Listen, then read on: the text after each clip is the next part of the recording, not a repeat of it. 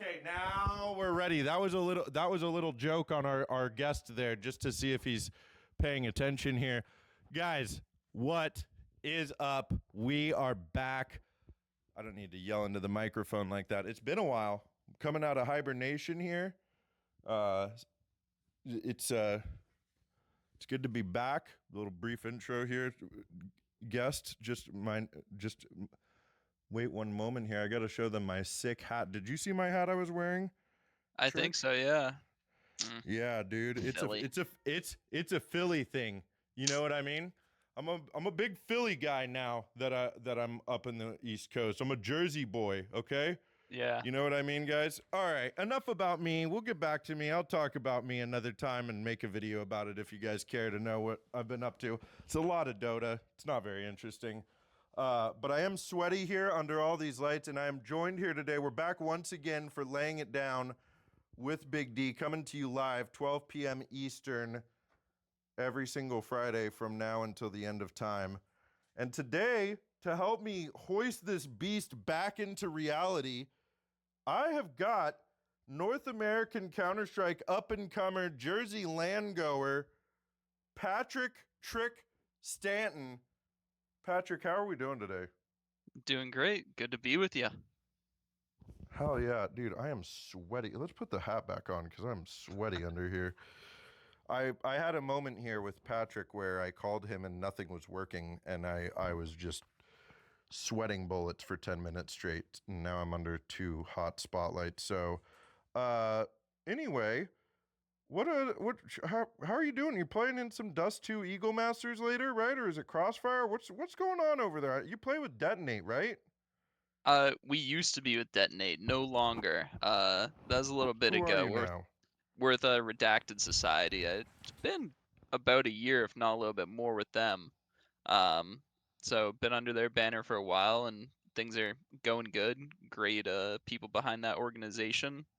This was their like first foray into CS, so probably not a ton of name ID there other than us. Well, yeah, But yeah, have you been with Redacted Society for a while? Yeah, I think so. I can't even remember when we joined up with them, so it's been that long, but I'd say at least a year. Okay. Yeah, because you're playing with Enzo, and who else is on your team? We got Enzo, Dirty Dan, Habui, and Ravens. That's right. So You got Dirty Dan as well. yeah, I mean, part of the confusion might be like whenever we show up to these like frag jerseys or whatever, we'd always wear like our detonate jerseys That's to what it them. is. That's why I Yeah. think you're playing for Detonate. Yeah, because we got those a while back when we were playing for them, and like Enzo and Raven both played on that roster with me. So because we usually go with like a mix or whatever to these jersey lands, we're like we'll just wear these jerseys there, have a little bit of name ID. It's just kind of a running joke we have, even though we haven't been playing for Detonate for a while. How do you like playing for Redacted Society? Are you guys going to Frag York? Yep, we're gonna be at Frag New York. We're gonna have our whole team there. I was just looking at the team list actually before we hopped on this call. I saw that a lot of like the top teams that were gonna be going kind of dropped out, so it should be more competitive for like a team our level as well, and helps our seeding chances. I know it's frustrating for you guys that go to these like lands where like VRS is so scarce in North America, and you guys try to go to your local lands to get like the inkling of like making top 16 or whatever to get VRS.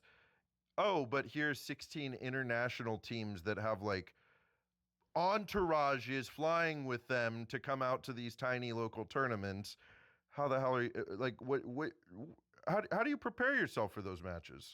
Yeah, it's frustrating, but at the same time, it's really good, I'd say, for the North American scene, for especially our top teams, they're able to like compete. Like the last larger frag that was Blocktober in October, we attended that with like a mix. I think it was like actually our whole old Detonate roster. We just kind of did like a reunion little tour. Um, and we got put in a group with Skinrave and Bestia, and we were like the 3 seed. So it's like okay, like we're going into this like this team like doesn't practice, So we'll just do our best, but we got smashed in both those games. Didn't feel very good, but I'd say the good thing that comes out of it is that Frag's always good about putting on like the Big L and Little L tournaments on like Sundays, and those are always really fun. Luckily, the top teams haven't caught on that they can basically pay for their flights if they're not in payoffs but playoffs by playing them.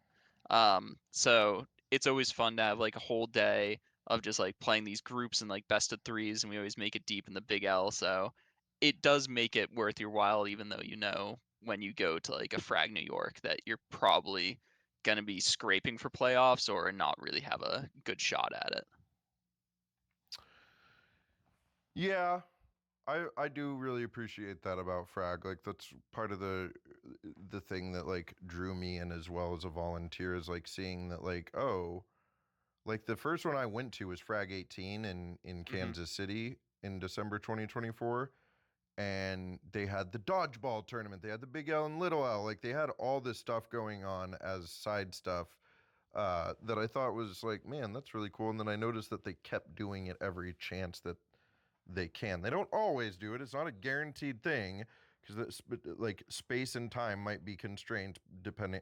We didn't do one in Miami because it was like 4 volunteers. We couldn't Yeah. run a side tournament as well, right? Like, but they're always trying to do stuff for the community and like just going like I got to play it. You saw me playing the other day in my very first LAN tournament. Like they run Yeah. these little local jersey tournaments now, and like little aside here, you want to get better at Counter Strike, go to LAN because it's not necessarily you're gonna go there and like you're gonna have all these interactions and like learn a bunch of new stuff. What you're gonna learn is about yourself and like Hmm. what you can do, and you're gonna build confidence. Like,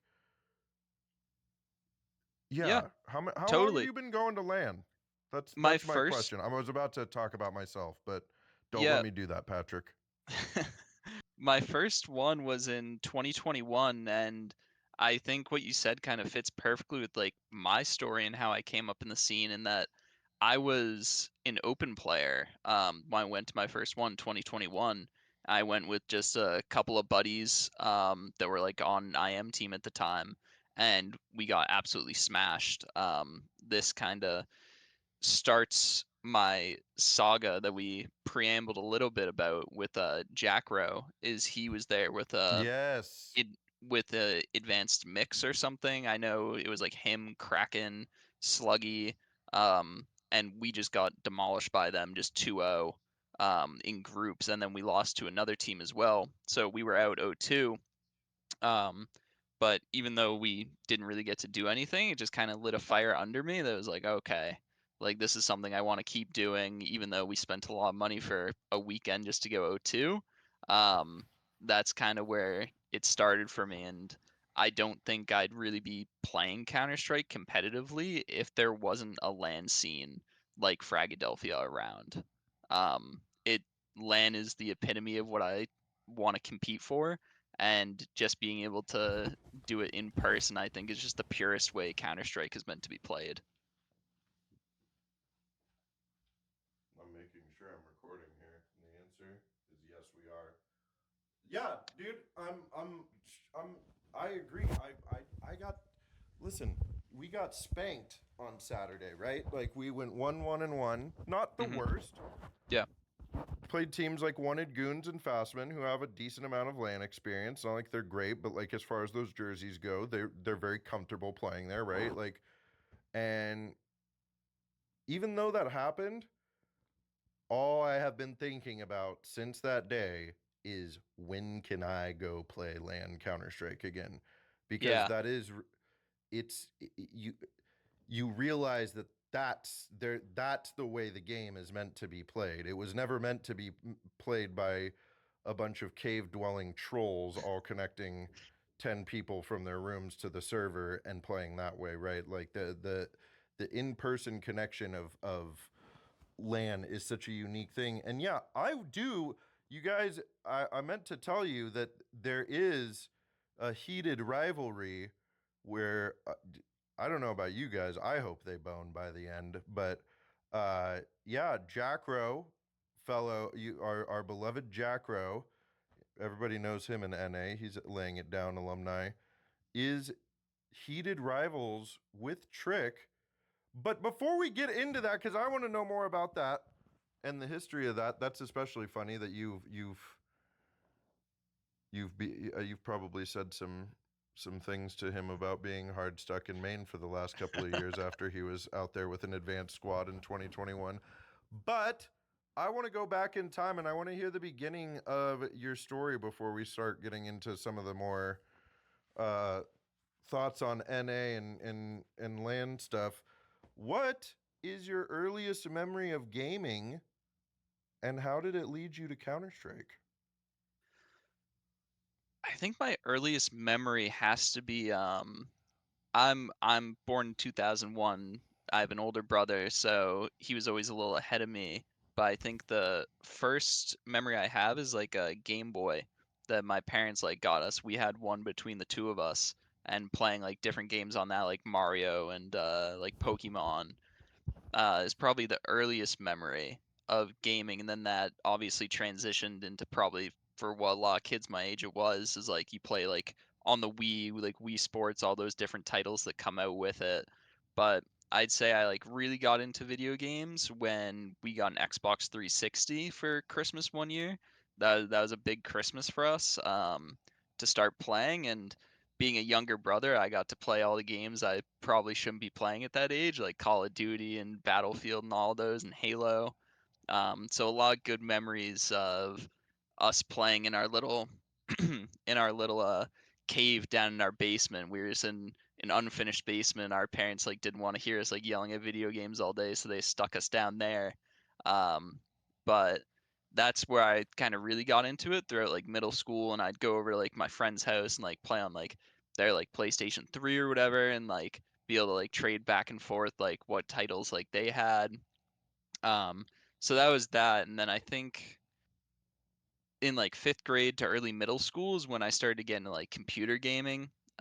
Begged my parents for a laptop because my friend Daniel had like PCs at home and he had the early Minecraft on it. So that's where I really got into PC gaming. And this Daniel, by the way, is the Dirty Dan that's currently on my team, which leads us into like my foray into Counter Strike of that one of our buddies we went to middle school with like want us to try out this game. And it's like, oh, okay. So we tried it out, and we basically from the start started playing CS:GO with like the clan tag on, like all five of us like matching profile pictures, like in matchmaking, just being the sw- Hell yeah. sweatiest little kids in there, just getting made fun of by every like enemy we faced for how hard we were like going. Um, so that's how I really got into Counter Strike playing around that time, and that was right before the 2018 Boston Major, and I really started playing Counter Strike like at that time, like as the major was happening, and like right after it. I don't think there's a better time for a North American kid to really get into it other than watching Cloud9 go on a historic run to win a major. Um, I live right outside of Boston, and my other good friend Goodbye told me that like we should get tickets and go, but I was like, ah, no, I'm not really that into Counter Strike. Like it's kind of whatever. Um, and we didn't end up going. I went to my confirmation class on the Sunday night or whatever instead, and I was just watching the live stream like on my phone. Um, One of my biggest regrets to this day of not going to the major and seeing it. Um, just it'll live with me, but seeing Cloud9 win, I think, was like the big reason. Is like, okay, like I want to get into like competitive Counter Strike. Like I knew ESEA was a thing. It's like let's start taking this seriously and really get into it. And I think that was like season like 31 of ESEA. So it's been a grip now.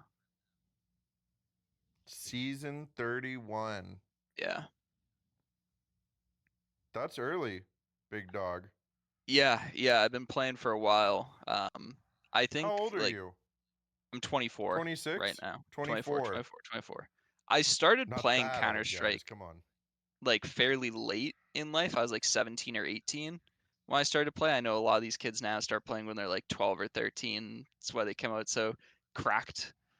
There's like in advance to like 16. It's like okay, like I wish that was me, but now I'm just kind of an old head. Just been playing for a while, so just do whatever I can to help these kids that got a chance. That's good. That's the mentality to have. That is, I want to go to a few more land tournaments like throughout the next couple of years, see what I can do.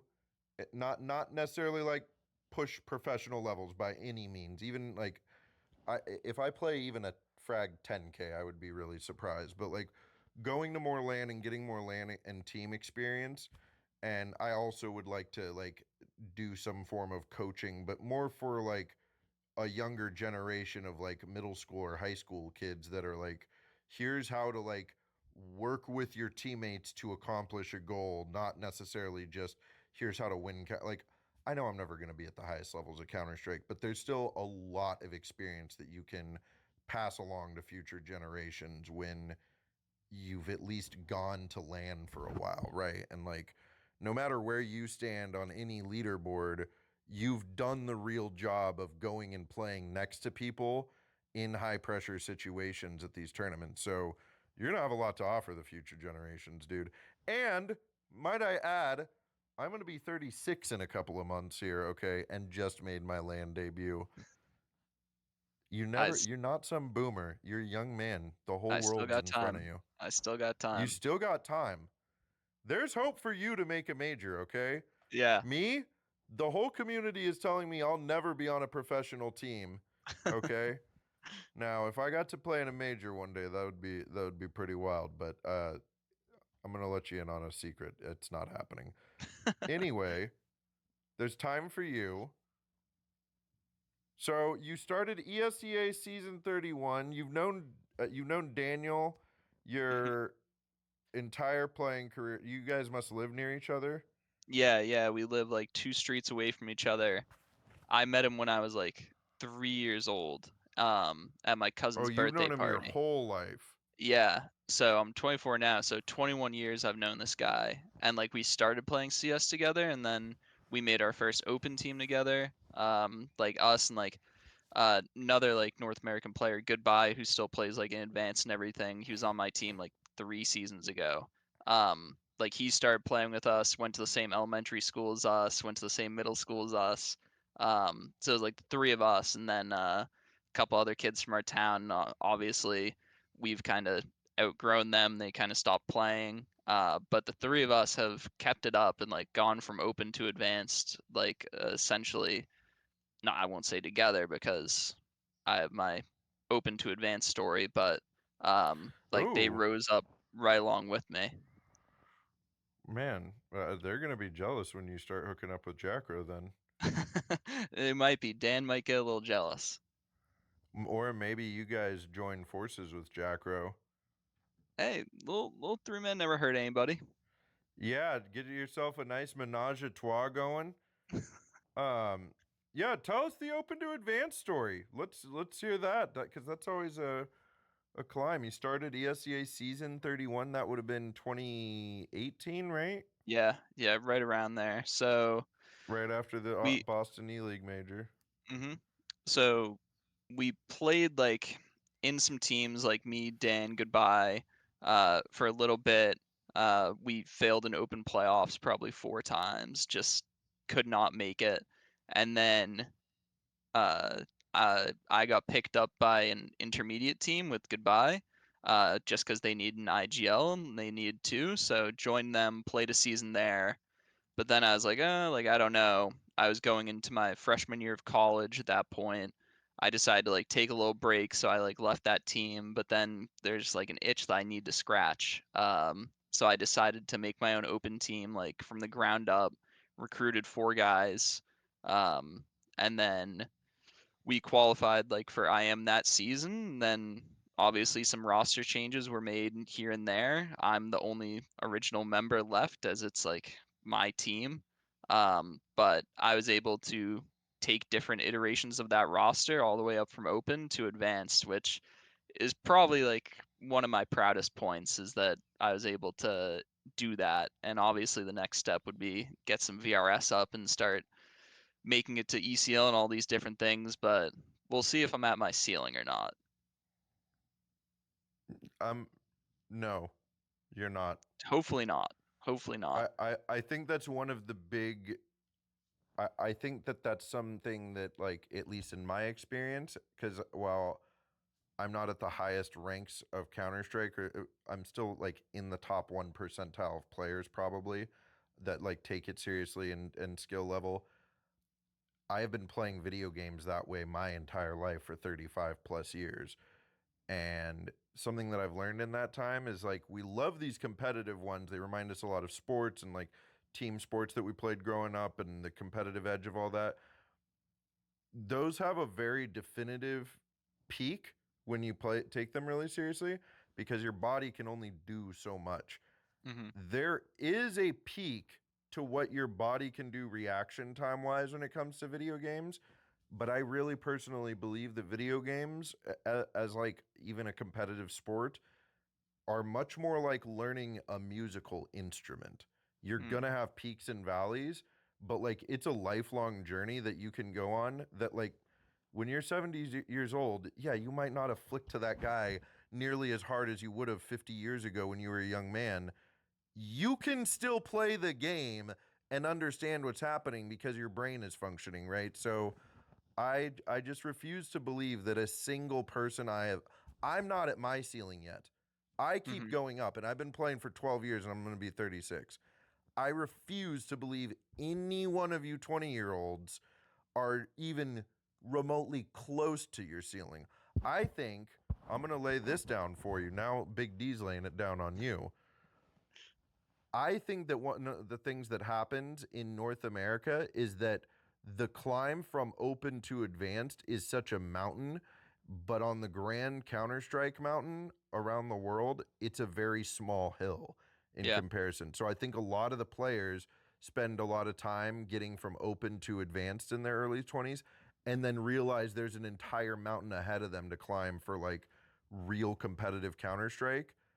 And they're like, oh my God, I got that long. Hell yeah, baby, it's lifelong. Keep going.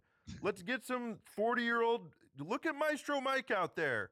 Yep. That guy's still rocking it. He's still out there making mistakes and learning from them, right? Like, never give up, Patrick. Okay? Yeah, I'll try. I think that was a really good point that you made, and something that like my teammate Enzo and I always say to each other is that like comparing like Counter-Strike to like when you grew up like playing sports. And I think that's what became like a big part of my life is that like I played like football and lacrosse in high school, and like once that kind of ended, once I got to college, like I could have like played club, but it was like like that's kind of a lot, and those people are pretty good. So like having Counter Strike to kind of fill that void. And something that we always say to each other is like whenever like we come across like kids like just online or when you have a teammate, is you can kind of tell like if this kid like grew up like playing a team sport. And I think there's a lot of intangibles that kind of come across when you're talking with somebody, like how they can cooperate and like move towards like a team goal, or is it just like all about them, or do they not have like the social skills to be able to like problem solve like with each other. And like that always comes across pretty consistently, like no matter who you have as a teammate, is like you can kind of tell like, yeah, this guy can like work towards something with us, or it's just like this is a kid that didn't play sports, spent his life just like queuing 10 pugs a day or whatever, and doesn't really have the tools needed.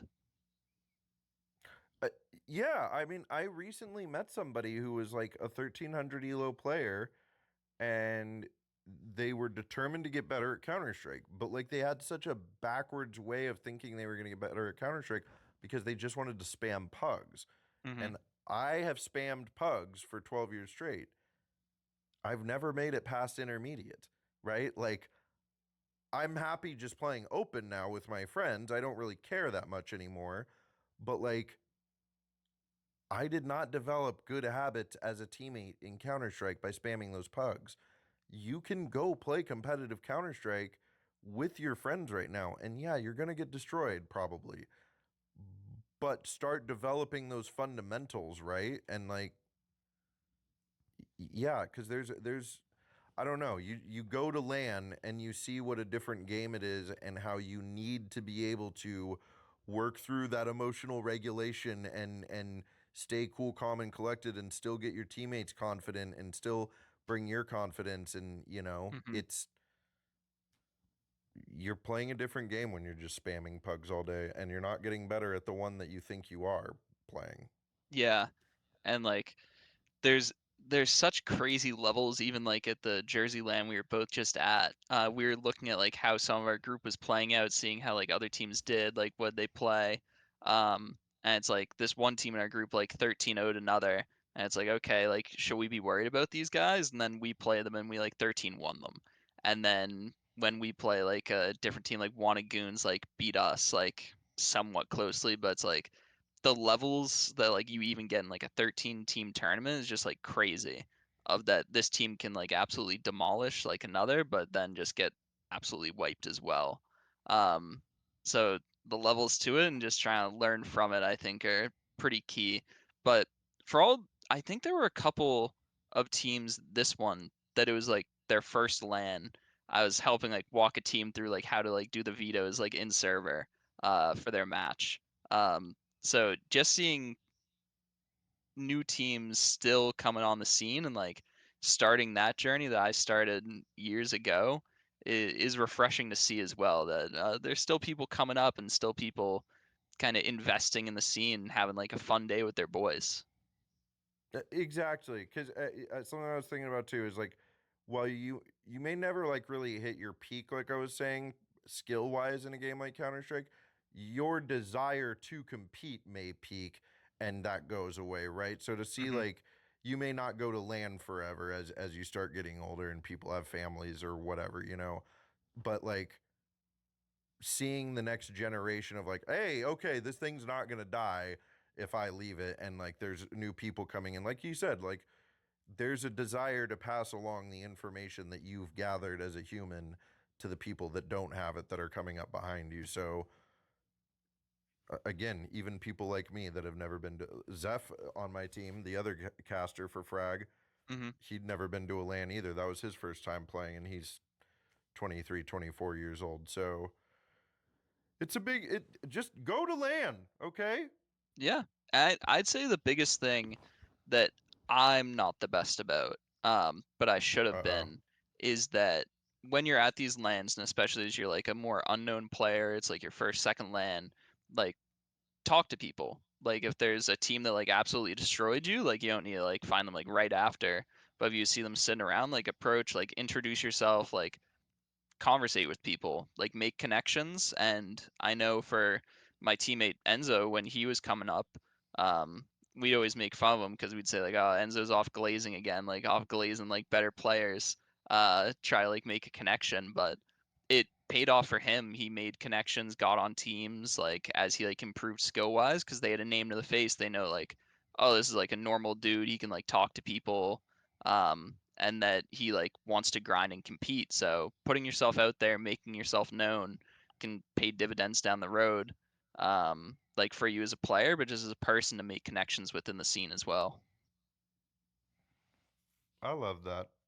And these are the things that are going to heal NACS. We might not have the culture right now that's capable of dominating tier 1 Counter Strike, but like the more people that show up to these lands and like play good Counter Strike that way and learn from each other that way, the more that we're building and fostering a real scene in North America. I mean, Brazil has a scene, and I have to imagine it's because there's plenty of like smaller land tournaments that occur around South America. I don't know for sure, but uh, Yeah, land is the way to go. And let's be specific. Frag lands. Philadelphia, 100%. I mean, I'm a little biased.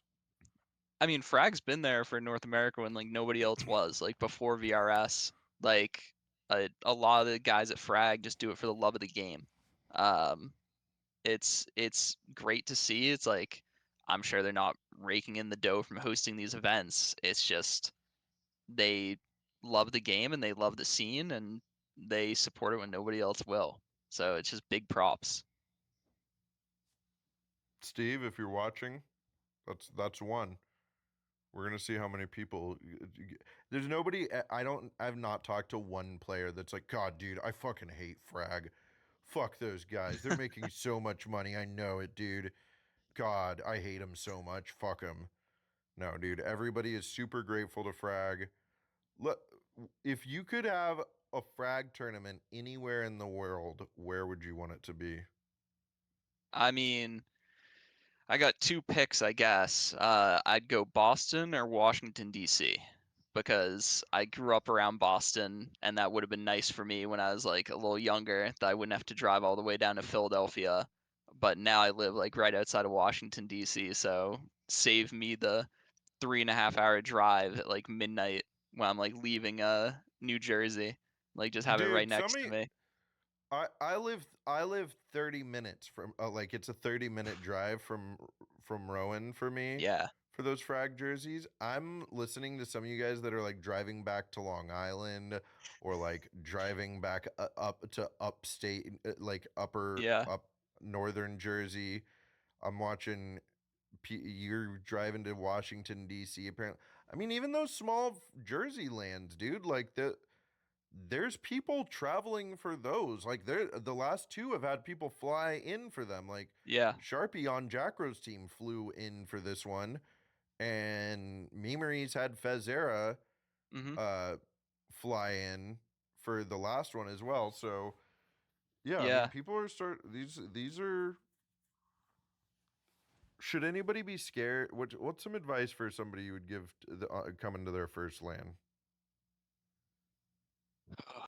Geez, I'd just say have your setup procedure down. Like for a lot of kids, like your keyboard, mouse, like your headset doesn't leave your computer. Like make sure you can just like set up properly, take pictures of your settings, like especially your monitor settings, and know how to delete a config file. I think like the setup part is the most stressful, especially for like my team when they first went, is it was a little harder back then because the Steam cloud wasn't as good, but you can have it happen to you where like somebody has an auto exec file like already on the computer, and then you load up your game not thinking about it. It's like, oh, like these keybinds are not mine. This crosshair is not mine.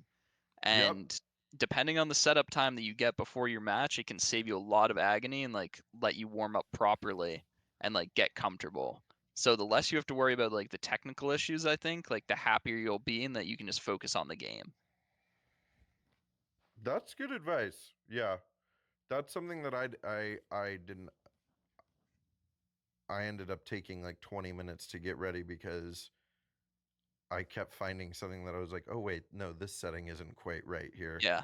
and it it takes a little bit to get it feeling like it's your machine there, right? Hmm. And once you're logged in, you're good to go. And I'm sure once you've done it many different times, you know exactly what to look for and what to do as soon as you sit down. So you're not bogged down by that. But yeah, that's great advice. But make sure you I I would also say make sure you eat before you go. You don't want to be playing on an empty stomach. Yeah, knowing the schedule is pretty key of like when you're gonna get a break to be able to eat, like when you should be like eating and what. Like we've done it a couple times. It's like you have like a big heavy meal like pizza, or there's like a great Mexican spot like right down the street. You eat like a big like steak and cheese like quesadilla, and it's like, oh, like I have to play now. And it's like, so it Right, slows you're you too down for sure. sleepy. Yeah. So keeping it healthy as much as you can. That's why they're always eating bananas on stage. Yeah. I'm pretty sure. All right, what else here, dude? Let's talk about this heated rivalry because the people want to know: are you and Jachro gonna fuck? It's like I don't know. I don't even know if he perceives it as like a beef or not. I mean, I'm sure probably like a little bit. But it started he was just memorable in terms of my first LAN that like he was like up here and he just like tossed us. And then we'd see And him. also talks a bunch of shit. Yeah. Back then he didn't really talk that much shit, but now at the Jersey one, you're much closer and you can hear it a lot. But I've always kind of strived that started my journey to like improve. And he's always been kind of a marker for me. in terms of that. And especially when we get to like these local jerseys, or there was one in Philadelphia that wasn't a frag. It was like a local host one that was like 5-team LAN of like my team, like Jachro's team, and some others. But playing all these jerseys, and we always run across each other. This time it was in the quarterfinals, but many a times it's been the grand finals or semifinals that we play them, and it's always really competitive. Jachro and Toasty love to talk. They just love to talk. They get up like 2 rounds, they'll just be screaming at you for like 15 seconds straight. It's very like Tr1ck coded. Tr1ck's the same way, that you better Yeah. hope you're not playing near him, because like I'm trying to call around in the pre-round. Tr1ck will win a round in like a different game, and then you'll just hear him for the next 15 seconds. He's just Um, screaming at the top of his lungs. yeah. Um, but for Jachro, it's like we come across them, we play them a lot. They're always coming in with a couple different players because I don't think they bring their full five to like these jerseys. But Not it's, always. yeah, it's always a good marker of like where like our mix is or whatever to play them. And I will say that we've gotten the better of them at this point. We beat them in the grand finals of the non-frag tournament to win that, and then we've beaten them a few times in these Jersey ones, and I think he should be having nightmares about Nuke, because the last 2 times that we played him on it, they had like a 9-3, 10-2 lead. This most recent one, they had a 10-2 lead on map 10-2 3 there lead, and yeah. butched it, right? And they were talking so much trash. I had like a bad first map. I had like 4 kills. Toasty was letting me know about my game. Oh, And then like I'm sure. and then that map too, I started like 1 in 10 or something. So it was not a good series for me, but the boys lifted me up. Enzo reminded me that, hey, we're fragging for Christ today, all right? Like you gotta step up. So somehow we pulled off that comeback, and we let them know about it at the end of that game. We for sure did. Um, so it's always been very, very heated. It's always super fun to play Toasty and Jachro and the rest of the guys they bring, because just so much energy, like in the room when we play each other. Oh yeah, it's been very memorable, both the last jersey and this time. I enjoyed it quite a bit. Well, so then it is all in good fun. You don't actually like have some disdain toward Jachro by any means. Like I'm sure you're stoked for him finally getting some VRS maybe. Yeah, yeah, it's nice to see them, because Jachro is a guy that grinds. Like I've made fun of him like during these games like the last 2 years, or not 2 years, but like last year, that like he's been in Maine, but he's kept his head down with his team, and they've grinded back to advance. They qualified right after the Jersey LAN on like Monday. Yeah. So that's great to see. It's great to see them competing, and if they get VRS ranked, to get some more opportunities, because Jachro has been a mainstay of this scene, and it's what I use to measure myself. So I guess I gotta keep striving, get up there with him, get some VRS. Yeah, Tr1ck's another mainstay of the scene. Come on now. I do my best. I do my best. All right. Well, let's I'm gonna expand our horizons here before we close out real fast. Let's talk a little more about.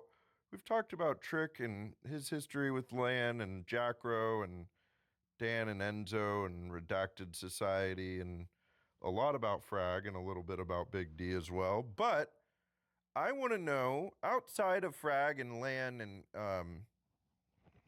what do you think are some of the problems and what are the solutions to those problems plaguing North American Counter-Strike? Like I briefly touched on the fact like we're kind of this foothill at the bottom of what's the mountain of Counter-Strike.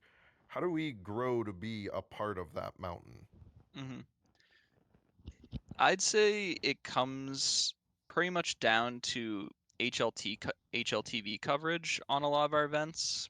Now, I don't think that they have to like cover frag jerseys or have us like do that, but especially for like these larger lands in North America that have good name value coming to it, like New York, that I think the whole event should be covered.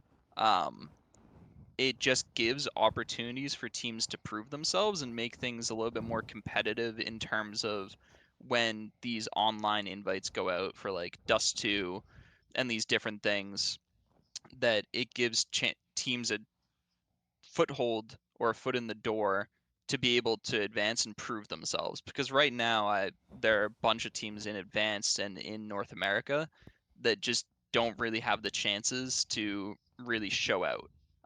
There are some teams that I don't want to say got lucky or maybe chose well on what events to attend.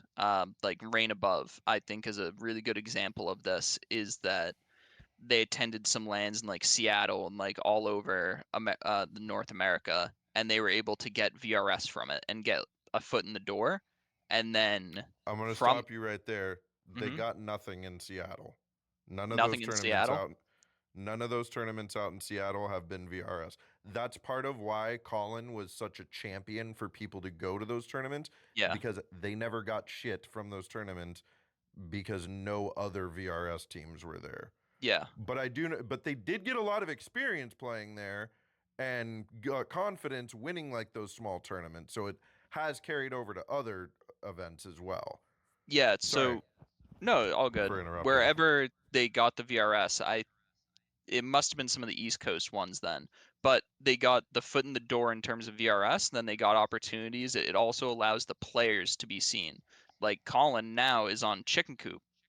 He got picked up. He got noticed as like an IGL that was able to bring a team to relevance, and now he's taking a great next step in his career, getting opportunities, and the other players on that team as well. So I think to like bring it back to the origin of my point is that when we can legitimize a lot of these local things going on and give an opportunity for players to be seen in more ways than just like having like $100 in your last 20 face of pugs and get picked up by an established team already, that it'll be better for the scene to be able to allow people to grow and legitimize it in terms of like this is something that has a direct path towards going pro, because I think right now you just kind of need to luck into it, um, or play like a Dust 2 qualifier where it's like I think Jeff runs like a great tournament over there, and that they always go back and like find teams that cheated or used like external software to gain a competitive advantage. But when you play pretty much every Dust 2 qualifier and then you lose to a team, then a week later it's like, oh, they're banned, but you don't get to see anything from it. Like, I think we had Right. two of those qualifiers where we lost to a team that was later banned for cheating. And Oh, then nice. we lost to them like in the first round or whatever instead of like the semifinals, so that we don't get like the invite from that. The team that lost later on gets it, but it's like, okay, like a lot of these online qualifiers are going to have cheaters. When there's a financial incentive to cheat, people are going to do it. Right. So just getting this VRS for these land tournaments like New York, like the ones that we have in Philadelphia, and expanding coverage. I think just playoff coverage is a little disingenuous from HLTV. I think they can cover the whole thing if they wanted to. I Yeah, I don't disagree with you, or at least somewhat expanded coverage on some Mhm. stuff where it's like, if there's 48 teams, yeah, doing all games from 48 teams, that's a bit much. You need to like cut that down, but you could do the top 24 teams. Mhm. Like that seems much more reasonable to get. Like, I remember for the frag block, what a big deal it was. Like, they were going to do like 24 teams or Yeah. something like that. And then they cut it down to 16 because of like liquid dropping out or whatever Mhm. it was. And so they're like, oh, well, we're only doing 16 teams and whatever it was. And it's like, guys, like, and through that, I know I learned a lot more about how HLTV covers games. And it's not as simple as flipping a switch and boom, the game is covered, or adding some data has to be pulled from every Yeah. single match. Somebody has to be reviewing that data. It's real work to do it, right? That being said, you guys are you guys are the arbiters of this ranking system as Mhm. chosen by Valve. Why they chose a for-profit corporation to try to be the arbiter of a like the non-biased arbiter for this. I don't Hmm. know, but they need to cover more in North America. Like I know it was a big deal when even just like that Tr1ck tournament in San Antonio last year, Yeah. they had the grand finals covered, and like Akimbo got a little bit of coverage or Hmm. whatever it was and got some VRS off of it, and it's like everybody's trying to drink from the same little dripping fountain, and nobody needs you to turn it on full blast, okay? Yeah. Like don't flood the scene to the point where shitters are doing everything and where it's not taken seriously. Like I know you guys are trying to make sure it's only really good teams that are getting there, but like come on, like our tournaments are having like six, seven, international teams show up for Yeah. it. Like I said, with an entourage of people, with their psychologist, with their manager, with their player coach, with their analyst, whoever the fuck is coming. And our local 9 to 5 hometown heroes are supposed to like beat those guys enough to get into the top 16 to even get Yeah. recognized on this system. Come the fuck on, dude. All right, Patrick, that's the right answer on that. I like that. It's what should be done. Just believe in what's right. I don't know if you had more thoughts on that. I didn't mean to just end that segment. No, I think that's kind of it. And what I'd say is just like, even for some of these, like, just recognizing the tournament organizers that are investing. I'm not saying that, like, if a random like 50K tournament pops up like from some random organizer that should be like fully covered. I think that HLTV just needs to give a little bit more respect to the North American mainstays, especially like Fragadelphia. And when it comes to like online stuff, like the Crossfire League, it has at least half a dozen VRS ranked teams in it, and expanding coverage past just the grand finals, because I think it's just been grand finals past 2 seasons. Like, do playoffs for that, do top 8 for that. Just give some more opportunities for people to get a foot in the door and be seen, and then if they deserve the chances, and they will continue to rise. If they don't, they will fall out. It's kind of that natural selection, but just let them be seen and let the play speak for itself. Yeah, I think that HLTV just needs to bite the bullet and invest a little bit of money into covering North American Counter-Strike because it is starting to get better. The Yeah. scene is not dying. It took a massive hit from Valorant and COVID 6 years ago. The last couple of years, Frag has been doing a lot of work to put on a lot of tournaments to help the land scene. And like, I appreciate like you saying something like that when I asked the question about like, what does North America got to do, and not starting to say, oh, well, players need to do this or that or the other thing, and be like, no, we have the scene here. It's just not being there's nobody shining a spotlight on it. Like Yeah. nobody's recognizing how much talent and hard work is going into our scene. Even if it's not being put on the stage against EU or whatever, there there are a lot of the ECL, like bottom ECL top advanced teams that are putting in the effort, and there needs to be a better system for those people to at least get initial VRS points. But yeah, start with acknowledging our mainstay. Start with acknowledging Frag. Like Yeah. Definitely. Frag has been around for 12 years and is a proven organizer that's not just horsing around. Start covering more of stuff in their tournaments. Like real teams are going, good teams are going, bad teams are scared to go play in these tournaments right now because they know it's a waste of their time and money to just go get plowed over in less than a day. Like, Yeah, it's just the really tough part is striking that balance, especially for like an open tournament, is that you want everybody to be able to go, but when a lot of these like EU teams come, I love that they come to North America. I think it's great for our top teams, but at the end of the day, they're coming because they see easy VRS. Like, they know they'll make top 8, just scalp some VRS from us, then fly back home. So I think for the burgeoning part of our scene, for teams that can compete, and probably honestly teams that are above where I am, like you said, like the bottom ECL teams, like these teams like have coaches, they put in like mad hours, and that they should at least get some recognition of that they're a legitimate like force and an opportunity to show that. Yeah, it's got to happen. Well, laying it down is going to do its part every 12 p.m. Eastern on every Friday from now until the end of eternity. We'll see how long I keep that up if I keep telling myself I got to do this the rest of my life.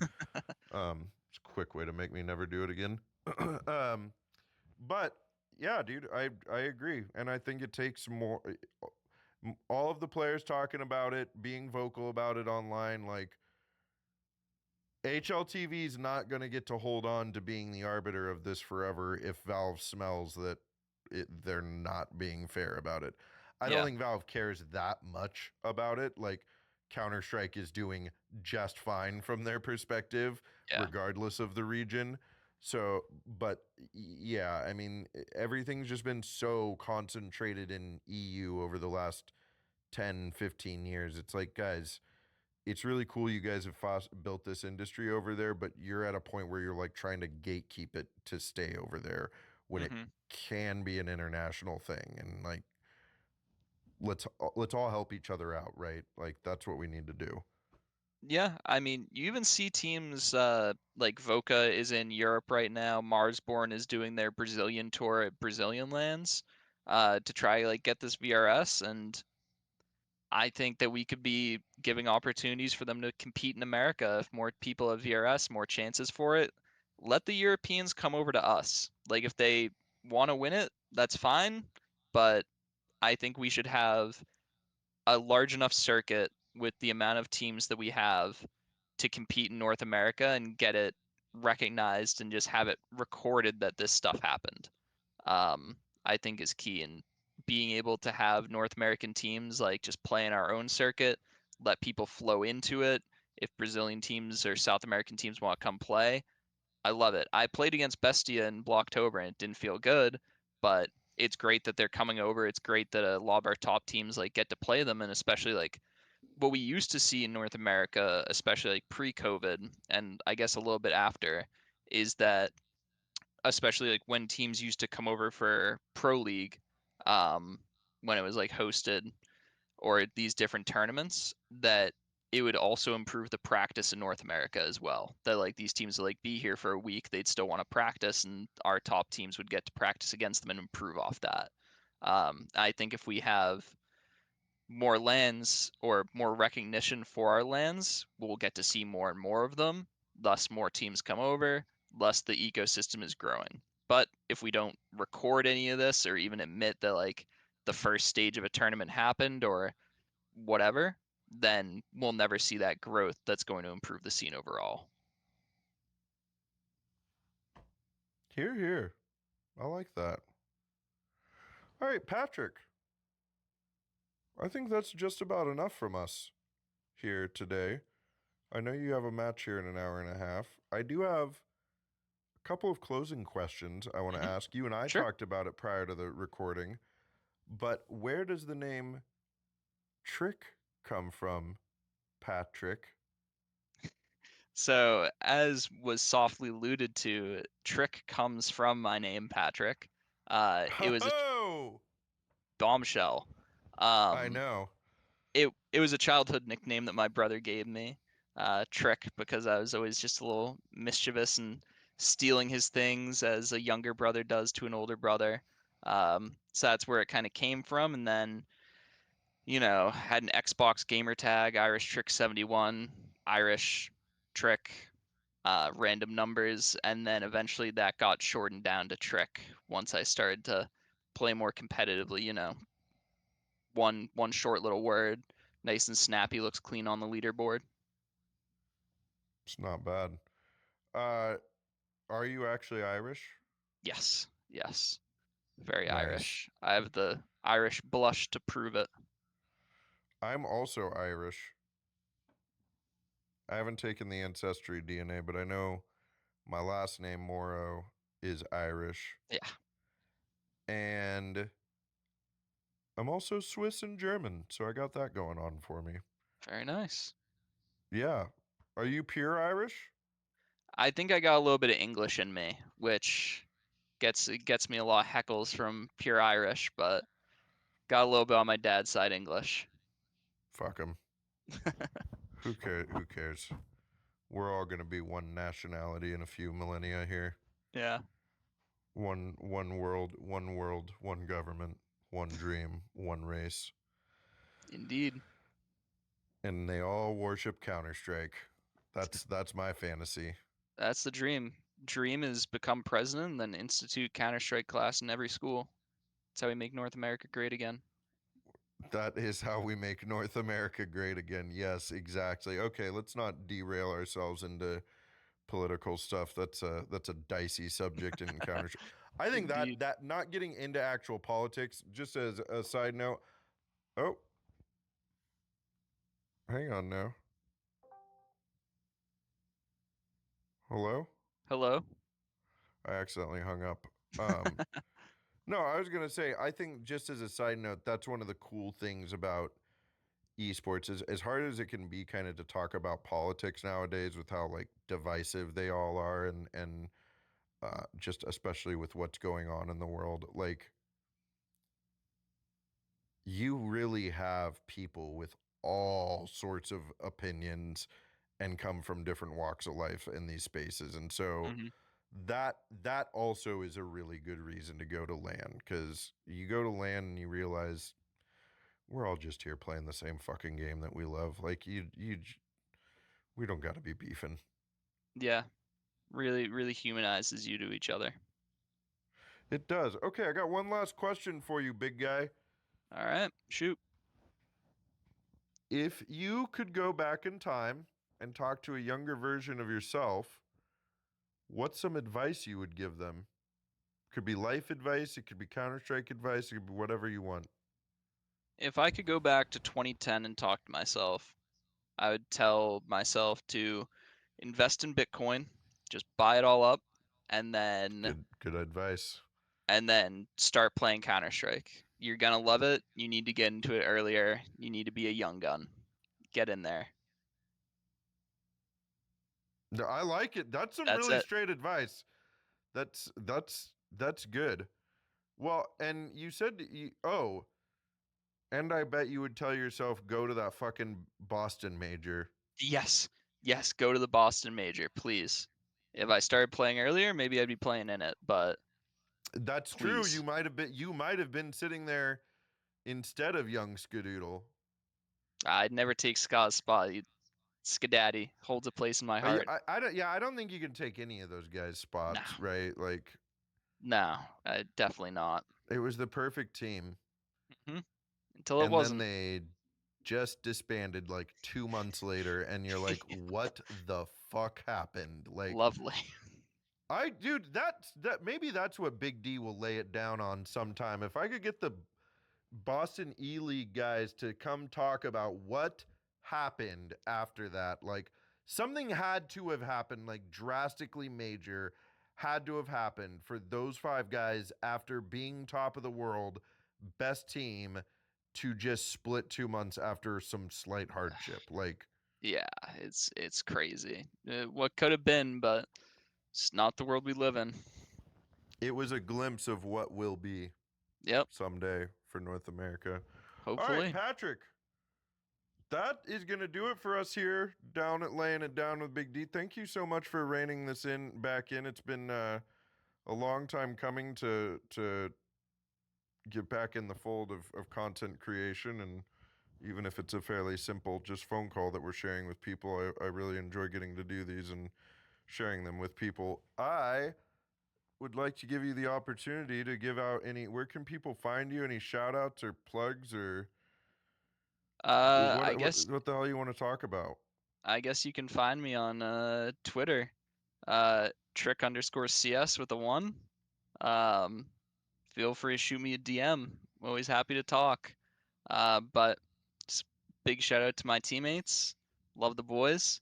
and let's go win our match tonight. Hell yeah. Good luck, brother. All right. You have a wonderful evening. Thank you all for tuning in, and thank you for joining us. That is it. All right. And